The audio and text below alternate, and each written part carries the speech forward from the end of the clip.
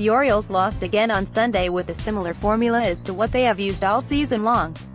Andrew Cashner delivered a solid start, but the offense was a one-man show and the bullpen did little to keep things competitive late. In the end, the O's dropped this game 7-3 to the Cleveland Indians and will now have to hope for a split in Monday's finale. It was a weird day for the Baltimore offense. Going against Corey Kluber, a pitcher who strikes out opposing hitters in bunches, one would expect the Birds, who entered the day with the second most Ks in the league, to go down on 3 strikes pretty often. It didn't happen like that. Through the first 6 innings, Baltimore struck out just once, Craig Gentry in the 3rd inning. However, the Cleveland Ace did manage to strike out the side with some serious resistance from Anthony Santander's 12th pitch at bat in the 7th inning. Kluber is also known as a guy who doesn't allow too many home runs. He have given up just 2 long balls in his first 29.2 innings pitched this season. In this one, the defending American League Cy Young Award winner served up 2 dongs in the first 4 frames, both of which came off the bat of the red-hot Manny Machado. So, it sounds like the Birds had a surprisingly nice day at the plate, right?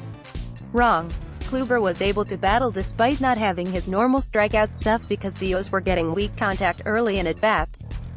Prior to Santander's tough AB, Kluber looked poised to deliver the Indians a second consecutive complete game.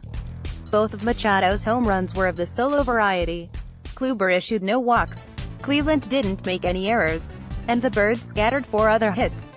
A Caleb Joseph blooper to lead off the 8th inning brought Kluber's afternoon to an end.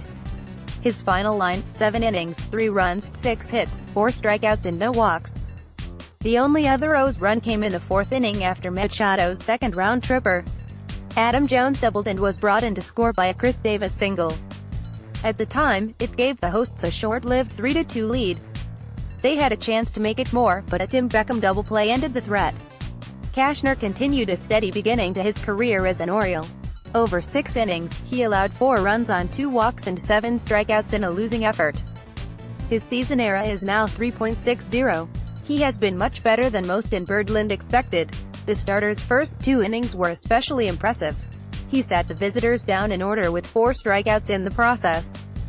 The 3rd inning was a battle as Yan Gomes led off with a single and Tyler Naquin reached on an error by Luis Sardinas, but Cashner then retired Rajai Davis, Francisco Lindor and Jason Kipnis to keep Cleveland off of the scoreboard.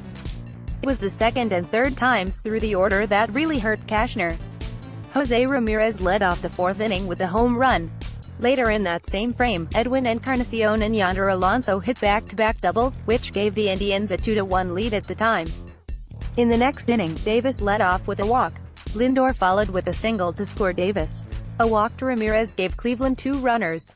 Then, a Michael Brantley single drove in Lindor to give them all the runs they would need.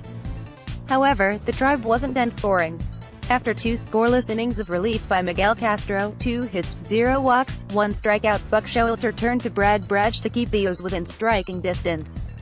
That wound up being a poor decision. Brach had his worst outing of the season. Kipnis led off the 9th inning with a single, and Ramirez brought him home with his 2nd home run of the day. 2 batters later, Alonso singled and came around to score on a Gomes double off of the out-of-town scoreboard in right field. To be fair, Santander played the Gomes ball about as bad as possible. He didn't really commit to catching it and he didn't stand far enough away from the wall to give himself a chance at nabbing the ricochet.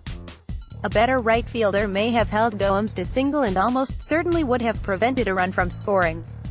Alas, the Orioles don't have a better right fielder. The O's were outclassed by a better team.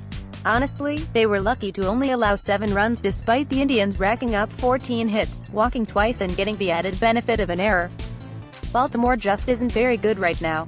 Maybe when Jonathan Scope, Mark Trumbo and Zach Britton get healthy things will turn around, but it may already be too late by the time that happens. The positives: Cashner is showing to be a smart signing as long as his unfavorable peripherals don't pop up in the box score. Castro was very good out of the pen. And Machado is looking like one of the best players in the league. Some games, that will all add up to a win.